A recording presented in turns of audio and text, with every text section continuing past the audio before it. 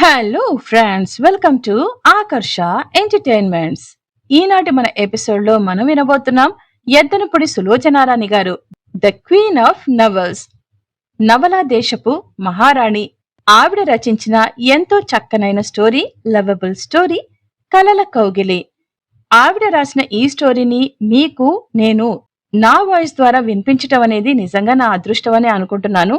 ఈ నవలని ఆదరిస్తున్న ప్రతి ఒక్కరికి, అంటే నా వాయిస్ లో ఆదరిస్తున్న ప్రతి ఒక్కరికి thank you so much. So ఏమాత్రం ఆలస్యం చేయకుండా స్టోరీలోకి ఎంటర్ అయిపోదాం. ఇప్పుడే కనుక ఎవరైనా విన్నా, కొత్తగా సబ్స్క్రైబ్ చేసుకున్న వాళ్ళు ఎవరైనా ఉన్నా, లేదా స్టోరీ కాస్త మర్చిపోయిన వాళ్ళు ఎవరైనా ఉన్నా కూడా మీరు దయచేసి ప్లేలిస్ట్ లోకి వెళ్ళిపోండి. అక్కడ మీకు స్టోరీలోని ఎపిసోడ్స్ అన్ని ఉంటాయి. అలాగే మన ఛానల్లో మిగతా స్టోరీస్ ఏవైతే ఉన్నాయో అవి కూడా మీకు అక్కడ అవైలబుల్ లో ఉన్నాయి. So please listen and please do subscribe Akarsha Entertainments. Nirmala మెల్లిగా కళ్ళు తెరిచింది. తాను ఎక్కడుంది మొదట అర్థం కాలేదు. తరువాత క్రమేపీ అది తన గది అని, తన ఇంట్లోనే తన మంచం మీదనే ఉన్నానని తెలిసొచ్చింది. నిర్మల నిట్టూర్చుంది. రాత్రి ఏమైంది తనకి? హోటల్ రసమయ్యకి వెళ్ళింది. అక్కడ తాగుతూ కూర్చుంది. డాన్సర్ డాన్స్ ప్రారంభించింది. తాగుడెక్కువైన తనకి పట్టలేని ఉత్సాహం వచ్చింది. లేచి తను కూడా డాన్స్ ప్రారంభించింది. మేనేజర్ వచ్చి పట్టుకున్నాడు. ఆ పట్టుకోవడంలోనే తనకి కోపం వచ్చింది. దొంగ విధవ, తన మీద ఏదో అధికారం ఉన్నట్టు ఒంటి మీద చేయి వేశాడు. ముట్టుకోకూడని చోట ముట్టుకున్నాడు. తనకి పిచ్చి కోపం వచ్చింది. అక్కడున్న గ్లాస్ తీసి అతన్ని కొట్టింది. తర్వాత గొడవైంది. అందరూ మూగారు. ఏదేదో అంటున్నారు. ఆ తర్వాత ఏమైందో తెలియలేదు.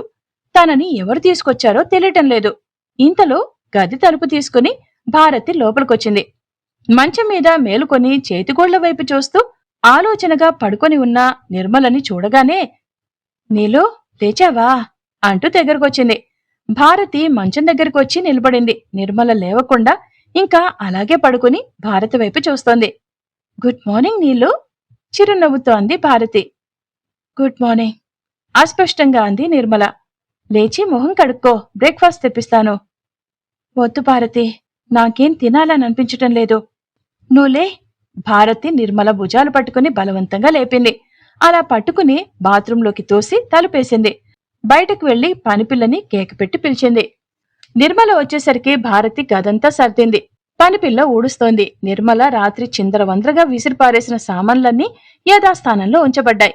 రంగా కాఫీ తెచ్చి ఇచ్చాడు. భారతి అది అందుకొని నిర్మలకి తనే స్వయంగా ఇచ్చింది. Thank you. ఆ మాట అస్పష్టంగా ఉంది. బ్రేక్ఫాస్ట్ కి డైనింగ్ రూమ్ కి రా, అక్కడ తిందాం అంది భారతి. నేను రాను భారతి. ఎందుకని? అక్కడ నాన్నుంటారు. ఉంటే? భారతి అర్థం కానట్టు చూసింది. రాత్రి నేను చేసిన గొడవ ఆయనకు తెలిసే ఉంటుంది. నిజం చెప్పు, తెలుసు కదూ? తెలుసు. మరి ఇక ఆయన ఇచ్చే లెక్చర్స్ నేను వినలేను. నిర్మల తాగుతున్న కప్పు కింద పెట్టేసింది. భారతి, నా మాట వినమని నాన్నతో చెప్పు. నేను ఈ ఊళ్ళో ఉంటే ఇలాగే ఏదో ఒకటి జరుగుతూ ఉంటుంది. ఆయన అవమానాలు భరించలేడు. ఆయనకి నా మూలంగా నరకం. అందుకే నన్ను గోవా పంపించేయమని అడిగాను. నీలు, నువ్వు మాట్లాడాల్సిన మాటలేనా ఇవి? మామయ్య జరిగిన దానికి ఎంత బాధపడుతున్నాడో నీకు తెలీదా? నీ విషయంలో బెంగతో ఆయన ఆరోగ్యమే పాడైపోయింది. జరిగిన దానికి ఎవరూ బాధ్యులు కారు. అంతా మన దురదృష్టం. నువ్వు చిన్నదానివి, చదువుకున్నదానివి. జీవితంలో ధైర్యంగా ఎదుర్కోవాలి గాని ఇలా కుంగిపోతే ఎలా? ఒక్కొక్కరి జీవితం అంతే. అడుగడుక్కి అగాధాలు ఎదురవుతూ ఉంటాయి. సహనంతో వాటిని దాటుకుంటూ రావాలి గాని అందులోనే పడిపోతామా? అందులోనే పడిపోతాను అంటే ఎలా? నేనేం చేయను భారతి. నేను సుధాకర్ని మర్చిపోలేకుండా ఉన్నాను. మర్చిపోమ్మని మేమెవరూ అనటం లేదే. చచ్చిపోయిన అతని కోసం బతికున్న వారిని శిక్షించటం ఏ న్యాయం అంటున్నాను. ఇందులో మామయ్య తప్పేముంది చెప్పు. భారతి నిర్మల మంచం మీదే పక్కనే కూర్చొని భుజం మీద చేయి వేస్తూ అంది. నీలు, నువ్వు నాన్నని క్షమించటం నేర్చుకో. తనకున్న ఒక్కగానొక్క కూతురికి మంచి సంబంధం తేవాలని, తనకు తెలిసిన సంబంధం సెటిల్ చేయాలని ఆయన అనుకోవటం తప్పేం కాదు. సుధాకర్ని పెళ్లి చేసుకోలేదు కాబట్టి నువ్వు ఏదో కోల్పోయానని అనుకుంటున్నావు. అదే అతనితో నీ పెళ్లి జరుగుంటే కథ వేరే విధంగా ఉండేదేమో.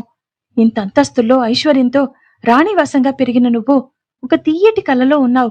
సుధాకర్ మీద ఇష్టం వరకే నీకు తెలుసు. ఆ పైన వాస్తవ పరిస్థితులు తెలియవు. ఏ ఇద్దరి మధ్యైనా ప్రేమ నిలవాలి అంటే ఆ ఇద్దరి మనసుల కలయికే చాలదు నీలు. వారి వారి పరిస్థితుల ప్రభావం కూడా చాలా తోడ్పడాలి. పరిస్థితులు అనుకూలిస్తే ఆ ప్రేమ ఏపుగా నేవలంగా పెరిగే మొక్కలా ఉంటుంది. లేకపోతే చిగుళ్ళు తొడగడమే కష్టం. ఒకవేళ తొడిగినా ఈ సమస్యల సెగలకి అవి వాడి మాడిపోతాయి.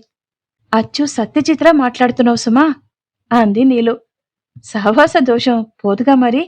భారతి నవ్వింది. నీలు అంతలోనే నిట్టూర్చింది. నువ్వెంత అదృష్టవంతురాలివి భారతి. ఎందుకని? కోరినవాడు నిన్ను పెళ్లి చేసుకోబోతున్నాడు. అతను నీ షరతులకి ఒప్పుకొని నీకోసం వేచి చూస్తున్నాడు. మీ ఇద్దరి మధ్య రవ్వంత కూడా అభిప్రాయ భేదం లేదు. అదెంత గొప్ప విషయం.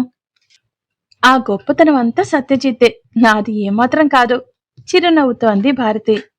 భారతి, రాత్రి నేను హోటల్లో చాలా గొడవ చేశానేమో కదూ. అవన్నీ ఇప్పుడెందుకో? నాకు తెలుసు నేను మీకు చాలా తలవంపులు తెస్తున్నానని. పగలంతా పర్వాలేదు, ఏ పుస్తకాలతోనో రికార్డ్స్తోనే కాలక్షేపం చేయగలను. రాత్రి అవుతుందంటేనే భయం వేస్తోంది. అదో రకమైన ఉన్మాద అవస్థ వచ్చేస్తోంది. దాన్ని మర్చిపోవడానికి క్లబ్కి వెళ్తాను. అక్కడ తాగబుద్ధేస్తోంది. తాగితే నేనేం చేస్తానో నాకే తెలీదు. నిర్మల తలదించుకుని ఏడవసాగింది. భారతి నిర్మల తల మీద చేయి వేసి నిమిరింది. నీలో నీకు ఎలా అనిపిస్తే అలా చేయి, కాని చేసిన దానికి మాత్రం బాధపడకో. నీ ప్రవర్తన విషయంలో అసహించుకునేవారు గాని సిగ్గుపడేవారు గాని ఇక్కడెవరూ లేరు, సరేనా? నిర్మల తలెత్తి చూసింది. మరుక్షణంలో భారతి ఒడిలో తలదాచుకుంది. నువ్వు దేవతవి భారతి, దేవతవి. నీలా ఎవరూ అంత సహనంగా అర్థం చేసుకోవాలని ప్రయత్నించరు. అలా అనకు నీలో. నీకొచ్చిన కష్టాలు ఏ ఆడపిల్లకొద్దనిపిస్తుంది. ఇంత చిన్న వయసులో నీ జీవితాన్ని దురదృష్టం ఎన్ని కాట్లేసింది. అది ఆలోచిస్తే నీ మీద రవ్వంత కోపం కూడా రాదు నీలో అంది. థ్యాంక్ యూ అంది నిర్మల అస్పష్టంగా. ఆ తర్వాత ఏమైందో తెలుసుకోవాలి అంటే నెక్స్ట్ ఎపిసోడ్ తప్పకుండా వినాల్సిందే. ఈ ఎపిసోడ్ కనుక మీకు నచ్చినట్లయితే లైక్ చేయండి, షేర్ చేయండి అండ్ మీ వాల్యుబుల్ కామెంట్స్ ని యూట్యూబ్ కామెంట్ బాక్స్ ద్వారా తప్పకుండా నాకు తెలియజేయండి. And please do subscribe Akarsha Entertainments. మరో ఎపిసోడ్ ద్వారా మళ్ళీ మీ ముందుంటుంది మీ Saritha. Until then take care and have a nice day.